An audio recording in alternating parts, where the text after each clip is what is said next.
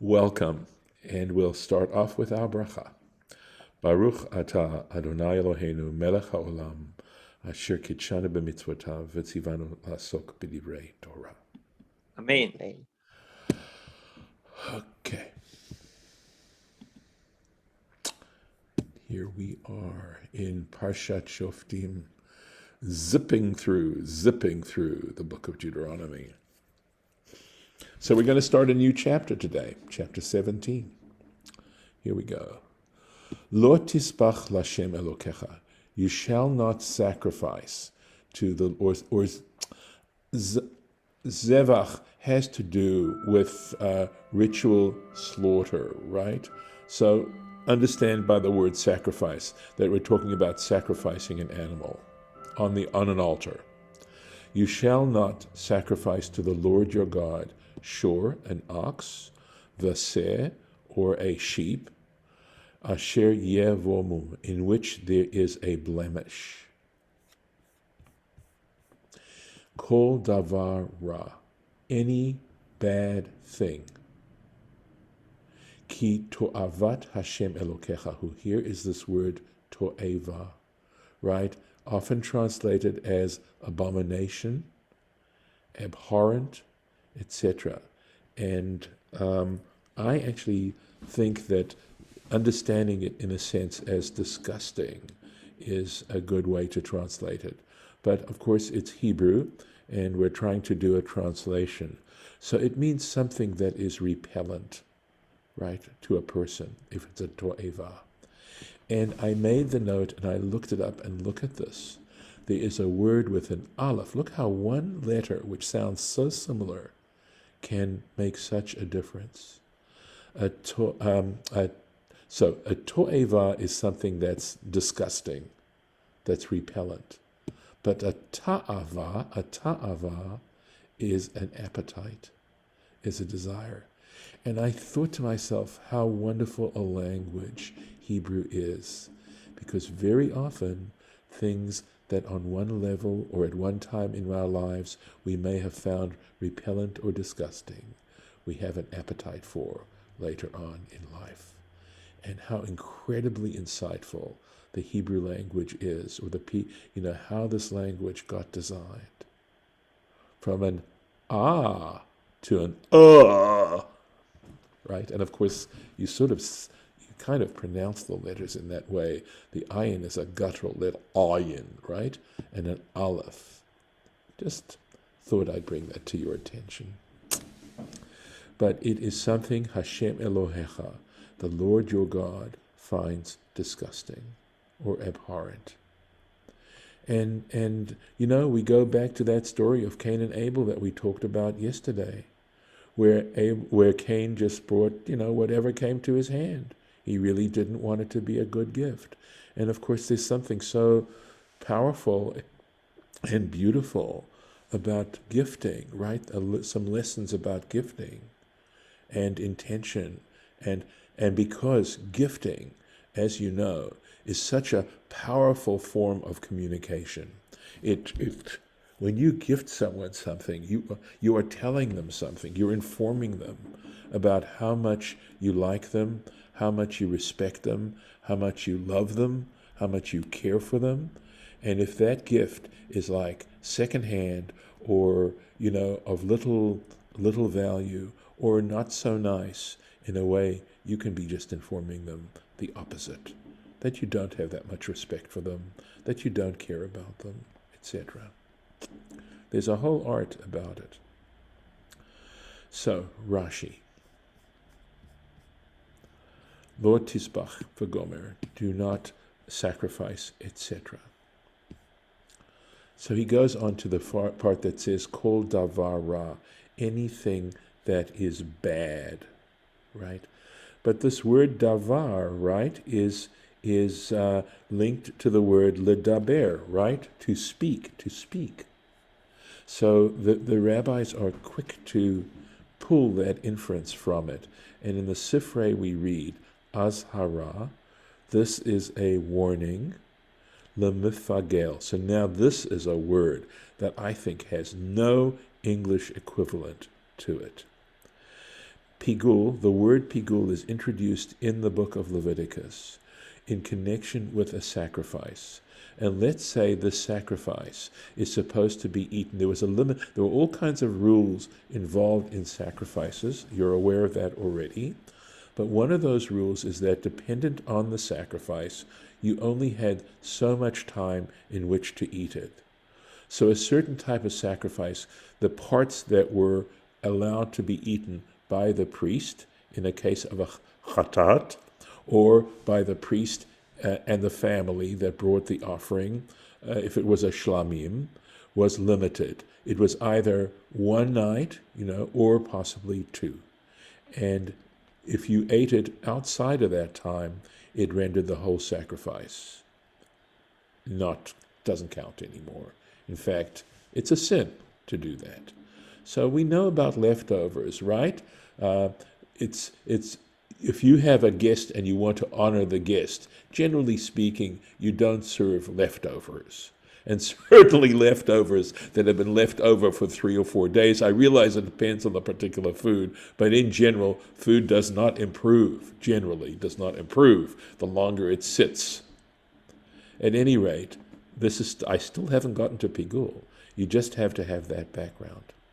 If the priest who offers the sacrifice, that let's say is supposed to be eaten in one night, has in mind, when he offers the sacrifice, to eat it outside of that time, to eat it 2 days later, or something like that, that is pigul.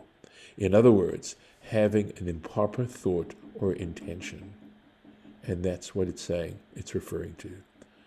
That it's a specific warning, prohibition against offering a sacrifice with an improper thought or intention.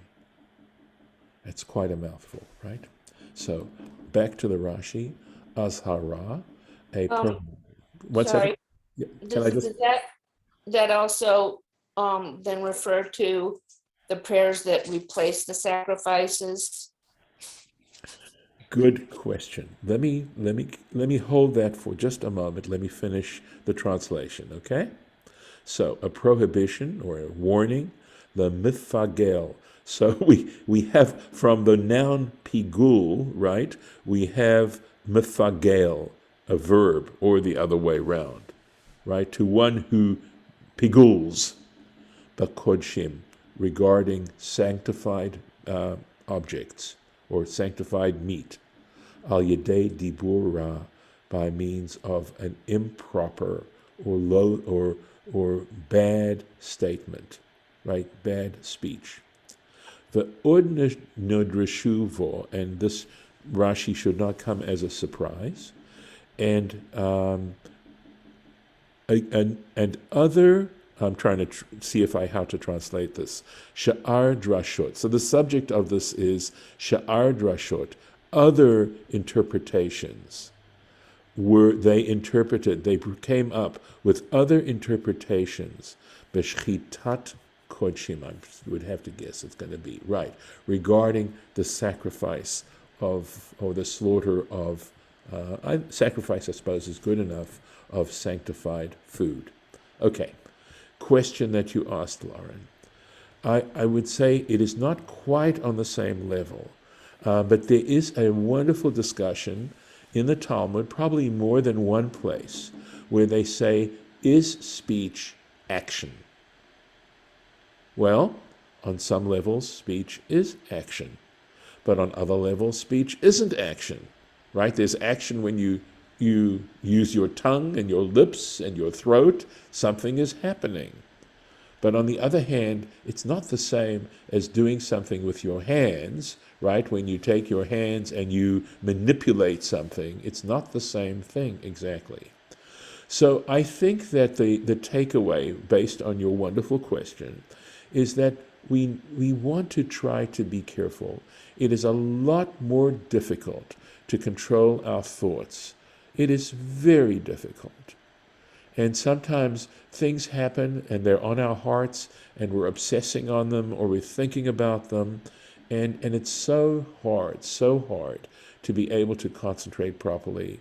And of course, we ask God, to help us There are prayers that one says, for example, when you put on your tefillin or put on your talit, asking God to please help us in this regard. So it's interesting that before the Amidah, right, it says, Hashem Patach, right, open my lips that they may speak your praise. It doesn't say control my thoughts or help me from being distracted. So, we have to compartmentalize. And the question then becomes, if you're distracted and if you can't concentrate, should you not pray at all? I mean, gosh, you can go for months in that particular condition and you might never pray.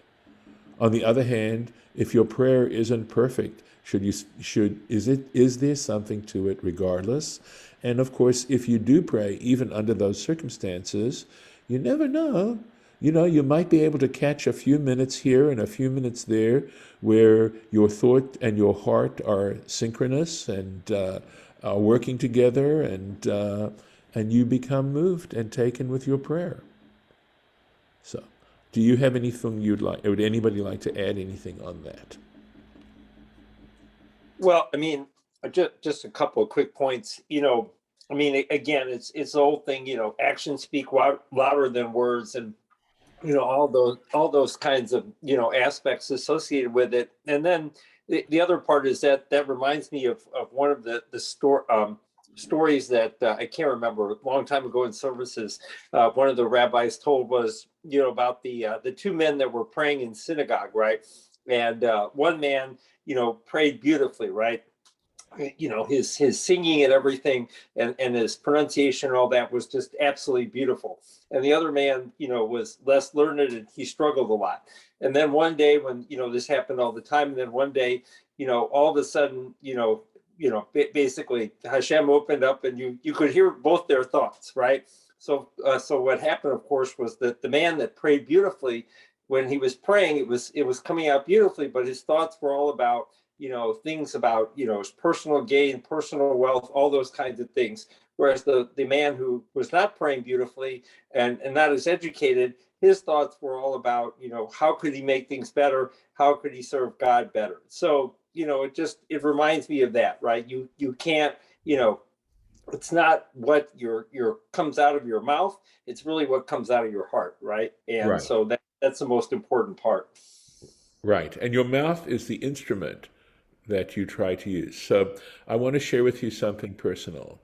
So when I originally came to prayer at about the age 15, I believe I remember being 15 years old and being in services, which I used to find so boring, okay? And all of a sudden I realized I understood the Hebrew I was reading, and I was taken by it. Services never were boring again. So I was drawn into this, and not to make this story any longer than it has to be, essentially what happened was I was in rabbinical school in Cincinnati at Reform Rabbinical School, and we had a professor who said that if you want to understand Reform prayers, you need to understand traditional prayers. And so he had an assignment that we go for a month to Orthodox minions, okay? And so I did. It was like at 7 o'clock in the morning, you can imagine all these rabbinical students not being real happy about this assignment. Well, guess what? I fell in love. I thought it was wonderful. I loved the fact that you weren't controlled all the time, that you had a chance to that the leader just sort of kept you at the same place, but essentially you were praying yourself and you could find room to it, etc. And I just loved it, okay? And when I went to my first congregation, I would go to Daily Minyan. I used to love doing it, etc. And then I went to my second congregation. And there's a whole story behind that particular move and that particular decision. God bless them. They were a wonderful congregation. But I was in love with my first congregation, and so it was a very difficult move. I was grieving at the loss of my first congregation. And I found going to Minyan there, not so much. I found it a lot more of an effort. I wasn't enjoying it as much. I didn't find I could concentrate as much. And I shared this with a friend of mine, another rabbinic colleague. And he said, Who do you go to services for? Yourself or for God? And if you don't get happy, if you're not happy or satisfied with your prayers, is that the ultimate criterion of whether or not you should be going there? And I never forgot that lesson. And so I do it, okay? And sometimes, as they say, you vote with your feet.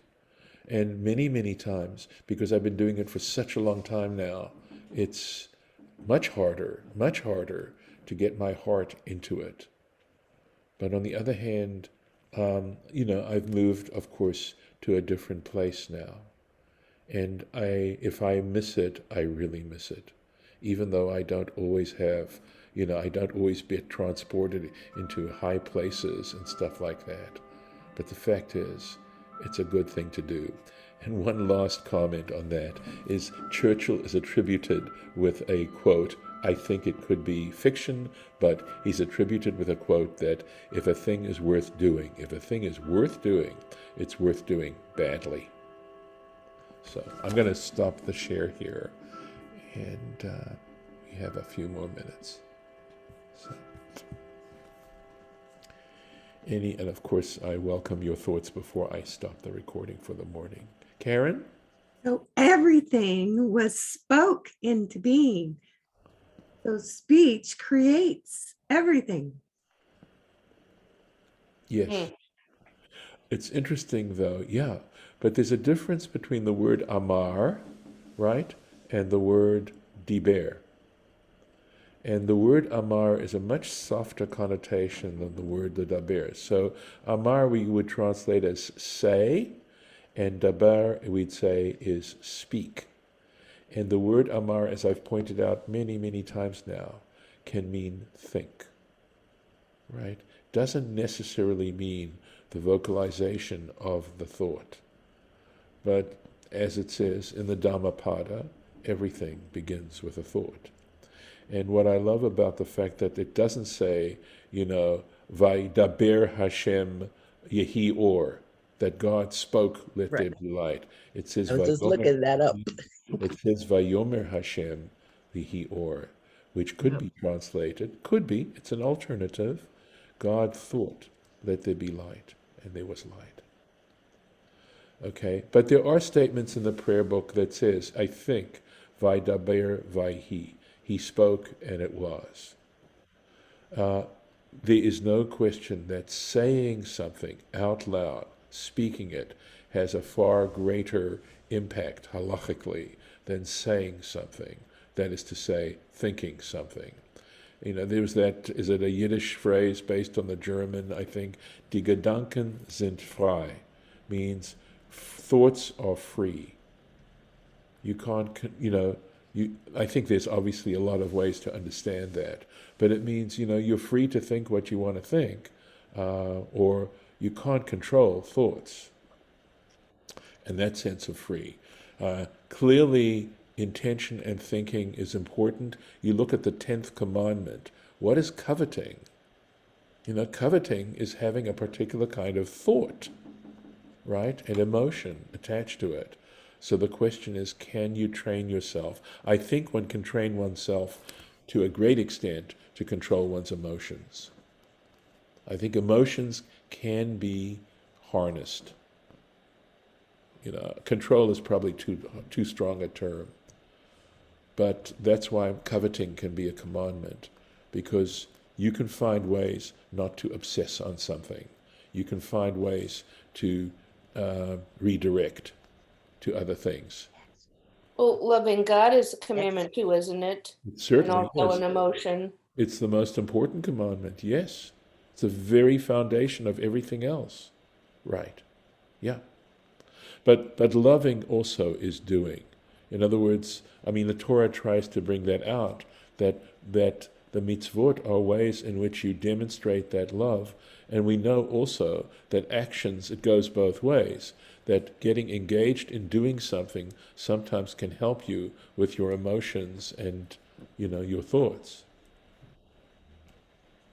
But yes, it is. So when we do mitzvot and when we, Yeah. if we just do them because we have to do them, Yes. They work, but they don't work with the same power as when our thoughts, our intent is to be doing them for Hashem.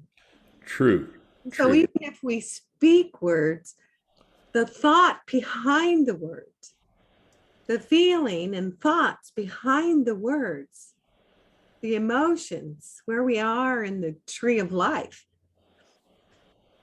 affect how much our words are really speaking. They do. But remember, it does. So there's a discussion also. Do mitzvot require kavanah? So it's the same question that Lauren was asking before that got us into this whole discussion. And I think that it's a good thing, just as you were describing, Karen, but to make it a sine qua non, and say, well, unless you have the right intentions, unless you're there, you shouldn't do it. It's not the case. And again, I'd have to say that sometimes when you do it, even if you start doing it without the right intention, you wind up doing it with the right intention. I said sometimes, not always, but maybe we could even say often. And remember, there's that wonderful statement that I think many of you already know, which is shelo lishma, ba lishma. If you don't do it for the right reason, eventually you can come to do it for the right reason. Well, we have the example of Nadav and Abihu doing an offering, but not with the right intention. Yes, but you know something? That is understood when you start going through the various commentaries, Golda, you wind up with a question mark whether or not they were in fact they were martyrs, right? Or Right. whether in fact they were drunk. True, but all right, if we can take whether we say it or do a mitzvah and have kavanah, could you make a sacrifice and just go through the motions? No, no. But there were people, I'm sure, who possibly tried to do that because that was their job. Okay, so so there was a lot of training involved in becoming a priest. When we see how many years it took before you actually could, I think Right. it's a minimum of 5 years of training. But sometimes you have a bad day. Yes, you do. And then, if you have a bad day, you're taking the life of an animal. All right? That's not a thing to be sneezed at. And if you're having a bad day, you say, there are other people there. Okay? There wasn't just one priest on duty at any given time. Okay, yes, there was, when it came to Yom Kippur and the high priest, there was one priest on duty, although they would try to prepare another priest. They discussed that right at the very beginning of Tractate Yoma. But regardless, going into the Holy of Holies was fraught with danger, okay? Because if he had an improper thought, he might not come back out. So, Right. but look, again. Okay. Yeah. You had to. Okay. So that, it's the same. I'm saying that there's an equalization of both of those ideas. Yes. So we just don't. We're all. I want to say we're all priests, because every time we offer a prayer, we are offering our own prayer. I know we have the Shaliach Tzibor and all the and et cetera, and the hierarchy of everything else. But it's been we have taken it on ourselves. Yes. And to teach just to do the prayers, like you said, you knew how to do the prayers. You didn't get that kavanah idea until you were like 15. Yeah. We have to figure out a way to get that to the kids sooner. Well, that's a whole other discussion. I'm going to end the recording here and thank those who were watching.